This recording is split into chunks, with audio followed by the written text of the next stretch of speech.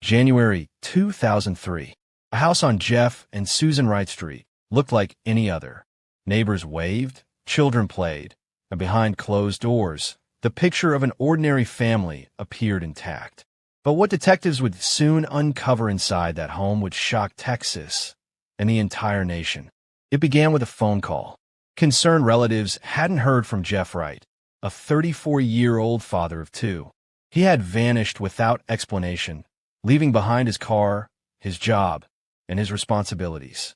Something wasn't right. On January 18, 2003, investigators arrived at the Wright home. The house was neat, almost too neat. But beneath the surface, a sinister truth lay hidden.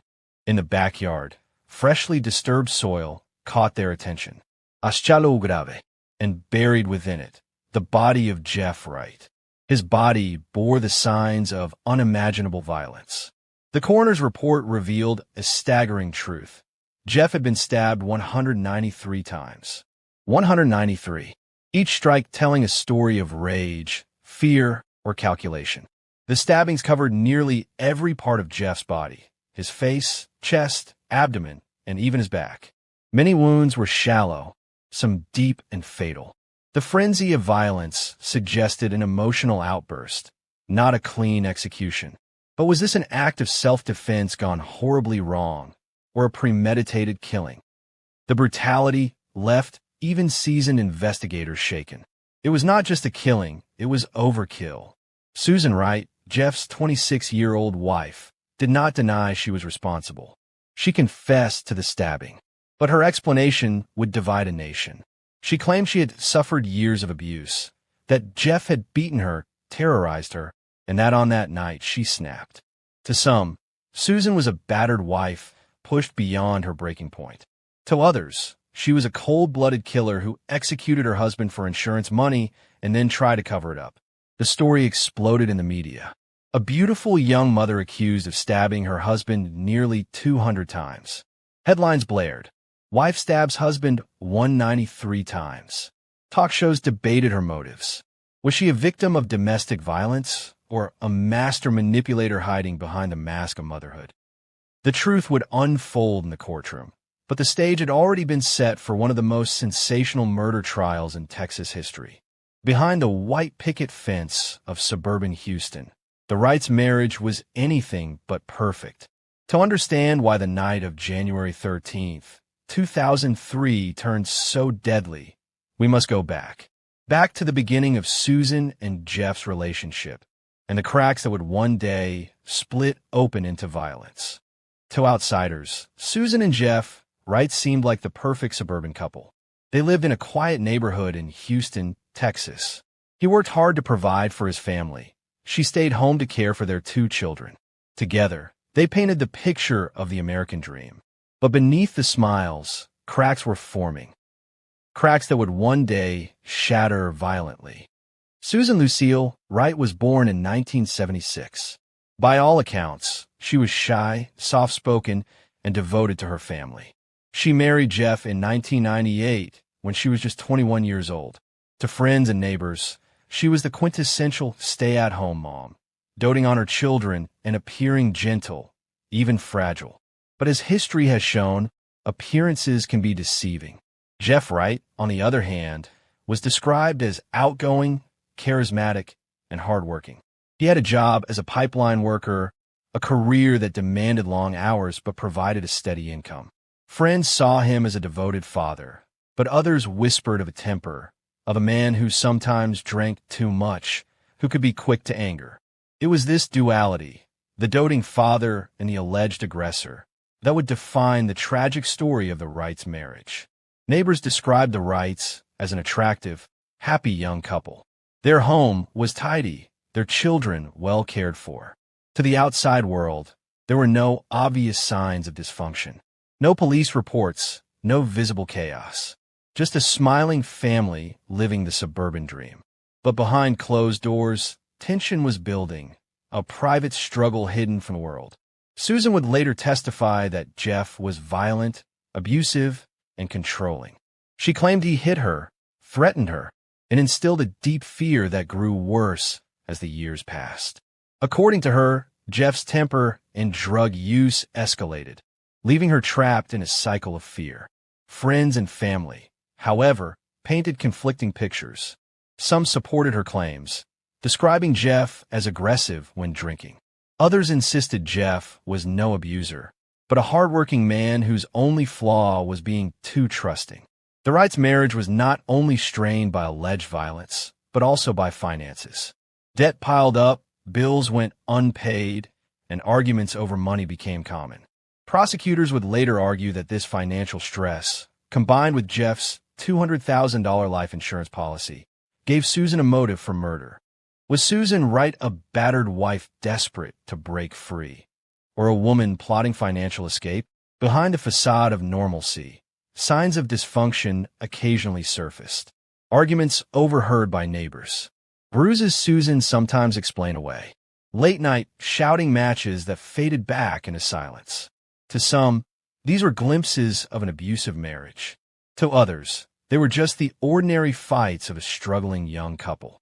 But what no one could have imagined was how these tensions would eventually erupt in unimaginable violence. The Wrights' marriage was a storm behind closed doors, hidden from the world, but building in intensity. And in January 2003, the storm would break. The night Susan tied her husband to the bed and stabbed him 193 times. January 13th, 2003. The Wright household seemed ordinary that night. 2 children tucked safely into bed. A quiet suburban home. But what would unfold behind those walls was anything but ordinary. It was the beginning of a night of horror, one that would end with nearly 200 stab wounds. Susan later claimed she had endured years of abuse at Jeff's hands. On this night, she said, she finally reached her breaking point. After tucking the children into bed, Susan and Jeff argued. She said he shoved her, screamed at her, and threatened her yet again. But Susan had a plan. According to prosecutors, she wasn't acting out of fear. She was acting out of calculation. They argue that Susan seduced Jeff into bed, convincing him to let her tie his wrists to the bedposts with scarves. What happened next would transform their bedroom into a scene of unspeakable violence. Once Jeff was restrained, Susan retrieved a knife from the kitchen. What followed was an act of violence so extreme that even seasoned homicide detectives would later say they had never seen anything like it. The first stab, then another, and another. Jeff struggled, thrashing against the scarves, but Susan kept striking. By the time it ended, she had plunged the blade into his body 193 times.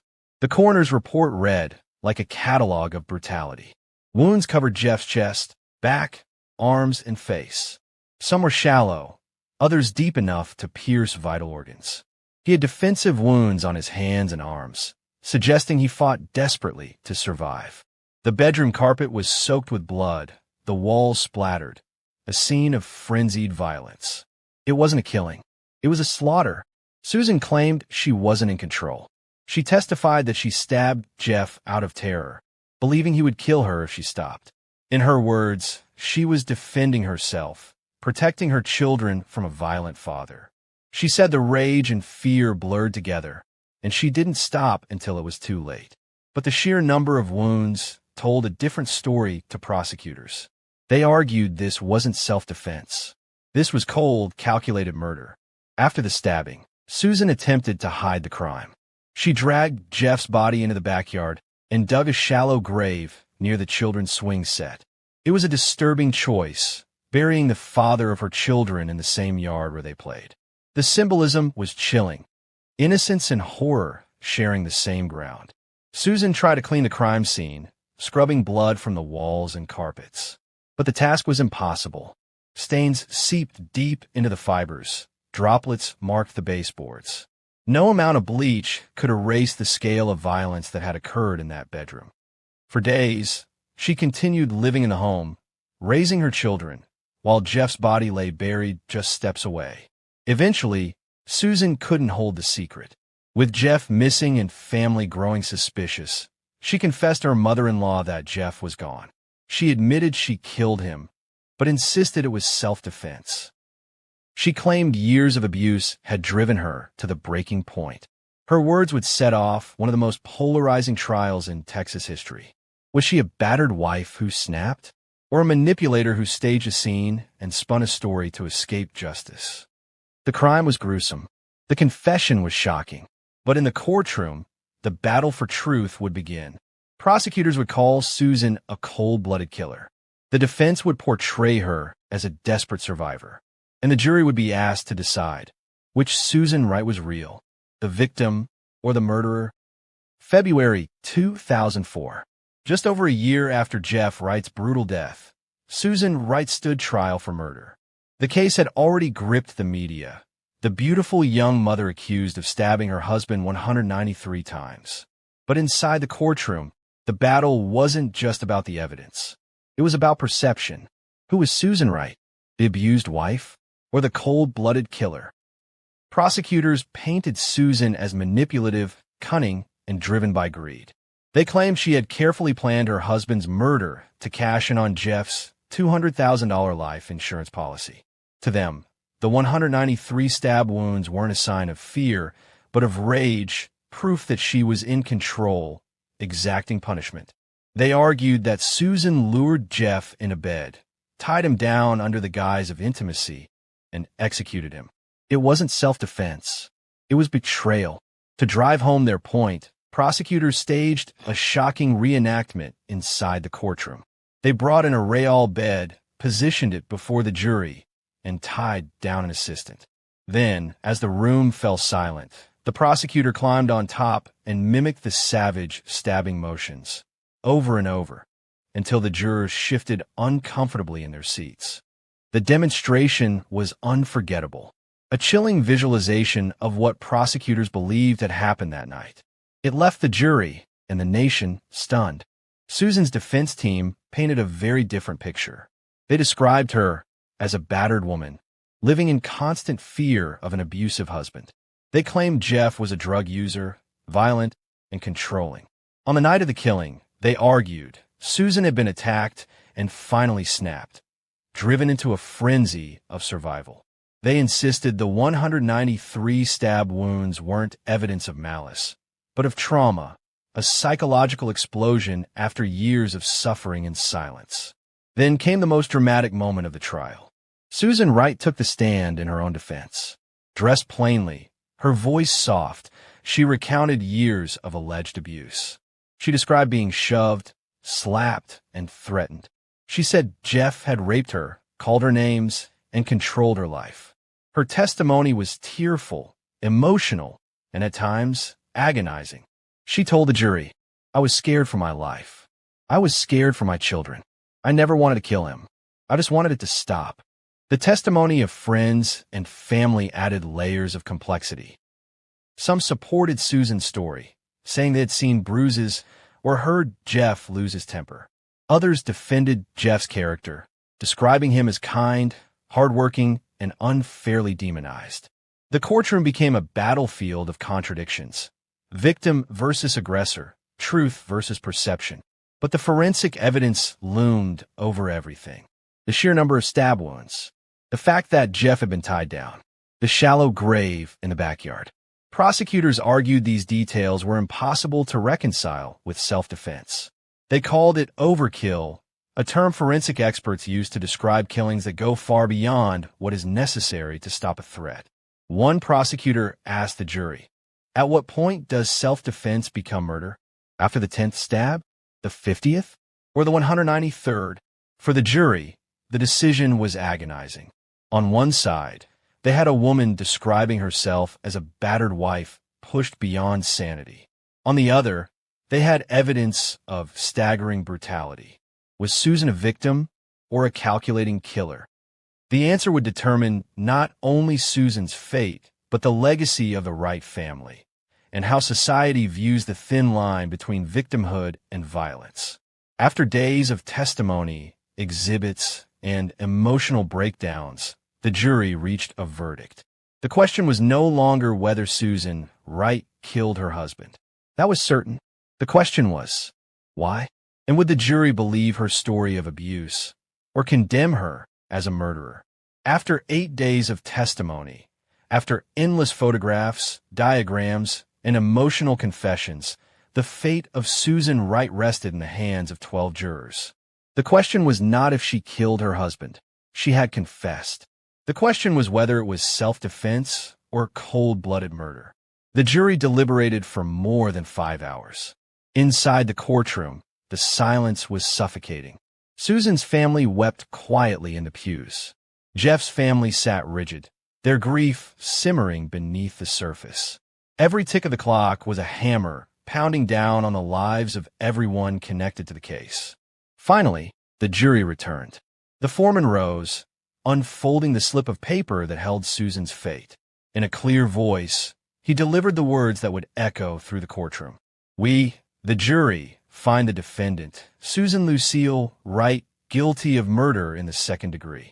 It was not self-defense, not manslaughter. To the jury, Susan Wright was guilty of murder. As the verdict was read, Susan broke down in sobs, her body shaking uncontrollably. Her attorneys wrapped their arms around her, whispering words of comfort. To some, she looked like a grieving widow, devastated, broken. To others, it was nothing more than a performance, another mask she wore in her campaign to escape justice. But the trial wasn't over. The jury still had to decide her punishment. During the sentencing phase, prosecutors once again hammered home their portrait of Susan as manipulative, pointing to the brutality of the crime, the shallow grave in the yard, and the financial motive of the life insurance policy. The defense pleaded for leniency. They emphasized Susan's lack of criminal history, her role as a mother, and her claims of abuse. They begged the jury not to take her away from her children forever. On March 3, 2004, the jury delivered Susan Wright's punishment, 25 years in prison. It was a compromise of sorts, not life, not the death penalty, but long enough to keep Susan behind bars until her children were grown. Jeff's family wept in relief. Susan's family cried in despair. The Wright children, too young to understand, had lost both parents that day. The trial became a media sensation. Headlines screamed of the blue-eyed butcher, a nickname that tabloids splashed across covers. Talk shows debated whether Susan was a victim or a villain. To some, she was a battered wife punished for defending herself. To others, she was a manipulative killer who used her looks and tears to sway sympathy. The truth was murky, buried beneath the wounds, the testimonies, and the performances on both sides. In prison, Susan Wright largely avoided the spotlight. She was described as quiet, compliant, and focused on her children. Over the years, she expressed remorse, insisting she regretted the killing but maintaining she acted out of fear. She became a symbol, for some, of domestic abuse victims silenced by the justice system. For others, a manipulation taken to deadly extremes. In 2005, Susan's defense filed an appeal, arguing her trial had been unfair, claiming her attorneys had not properly represented her. In 2010, a Texas appellate court agreed in part, ruling that Susan deserved a new sentencing hearing. At her retrial, her sentence was reduced from 25 years to 20. Still, the conviction stood. Susan Wright remained guilty of murder. But the story didn't end with her conviction. In the years that followed, Susan Wright's case would continue to divide public opinion, inspire documentaries, and spark debates about abuse, justice, and the fine line between victim and killer. And one day, Susan would walk free again. For nearly 2 decades, Susan Wright lived behind bars. From the moment she was sentenced, she became a controversial figure. Some saw her as a victim trapped by circumstance, others as a manipulator who escaped harsher punishment. But prison would change Susan Wright, and eventually, so would freedom. In the Texas prison system, Susan was not the tabloid nickname splashed across headlines. She was inmate number 1175975. Fellow inmates described her as quiet, polite, and almost withdrawn. She rarely caused trouble, keeping to herself and focusing on survival. Her main concern was her children. From behind bars, she wrote letters, made phone calls, and tried to maintain some semblance of motherhood. She missed birthdays, school plays, graduations. Her children were raised largely by relatives, caught between the grief of losing their father and the shame of their mother's crime. Even in prison, Susan couldn't escape the media. Television networks produced documentaries. True crime shows replayed her case again and again. The nickname Blue-Eyed Butcher became infamous, cementing her as one of Texas's most notorious killers. Each time her story resurfaced, debate reignited. Was she a battered wife or a brutal murderer? For Susan, her identity had been stolen by the narrative, forever branded by a name she would never escape. In 2010, Susan's attorneys successfully appealed for a new sentencing hearing, arguing her trial defense had been flawed. A judge agreed, reducing her sentence from 25 years to 20. This meant parole was suddenly a possibility. For Susan, the chance at freedom was closer than she had ever imagined.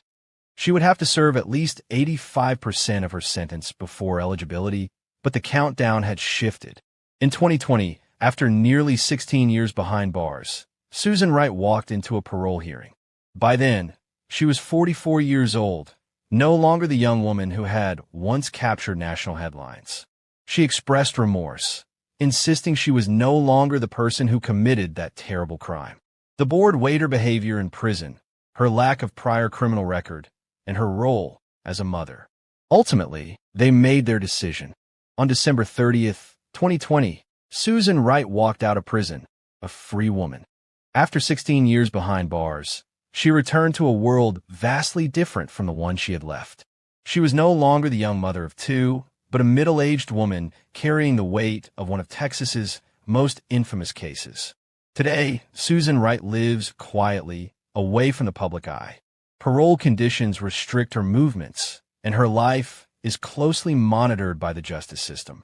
She avoids interviews and cameras, choosing instead to focus on rebuilding relationships with her children, who are now adults. For Susan, freedom does not mean escape. She remains forever haunted by the night of January 13th, 2003, a night that ended one life, destroyed another, and left a family fractured beyond repair. The case of Susan Wright remains a chilling reminder of how love and violence can intertwine. It raised uncomfortable questions about domestic abuse, the justice system, and the blurry line between victimhood and culpability. Was Susan a battered wife failed by the courts, or a cold manipulator who hid behind the language of abuse? To this day, opinions remain divided. What cannot be denied is the devastation left behind. 2 children grew up without their father. A man's life ended in unimaginable violence. And a woman, once a wife and mother, became a symbol of one of Texas's darkest true crime tales. Susan Wright's story forces us to confront unsettling truths. That abuse can be hidden in plain sight, that rage can consume even the most ordinary homes, and that the line between self-defense and murder is thinner than we'd like to believe. Behind the white picket fences of suburbia, darkness can thrive. And when it emerges, the results can be unthinkable. And so, the tale of Susan Wright, the woman who stabbed her husband 193 times, becomes not just a crime story, but a mirror reflecting the hidden shadows in everyday life. Kindly subscribe, like, and comment. Thanks for watching.